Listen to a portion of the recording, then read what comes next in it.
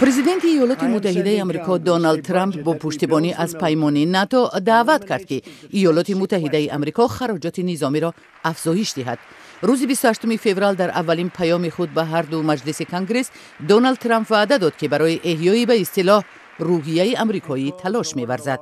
پرزیدنت آمریکا همچنین از وعده‌های پیش از انتخاباتیش یادآور شد و گفت که شهرهای آمریکا از توجه دور ماندند. کارگران آمریکایی از افزایش نرخ‌ها به ویژه قیمت حفظ بهداشت اذیت می‌کشند. اینفراستراکتور فرسوده شده، میزان جنایت مهاجران بالا رفته است.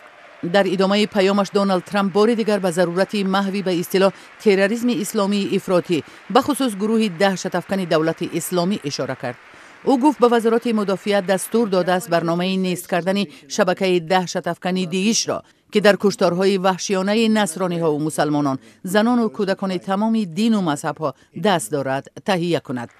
در دوره پیش از انتخاباتی دونالد ترامپ بعضی نکته‌های مهم آیین‌نامه پیمان ناتو را زیر سوال گذاشته بود، ولی در پیام دیروزه او از ناتو حمایت کرد.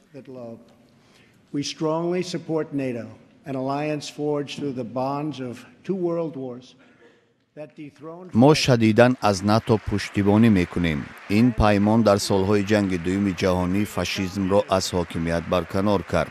در سالهای جنگ سرد کمونیسم را شکست داد. ولی هم پیمانهای ما باید عهده‌داری‌های مالی خود را اجرا کنند. حاضر بر پایه صحبت‌های صمیمی ما آنها این کار را اجرا میکنند.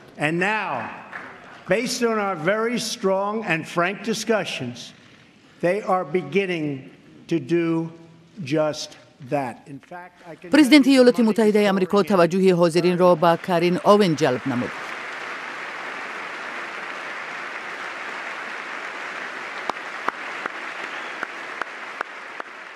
همسر این زن ویلیام راین اوین که در نیروهای تعینات مخصوص ایالات متحده ایفای وظیفه می‌کرد، اخیراً در یک عملیات ویژه بر ضد جنبش تروریستی القاعده در یمن کشته شد.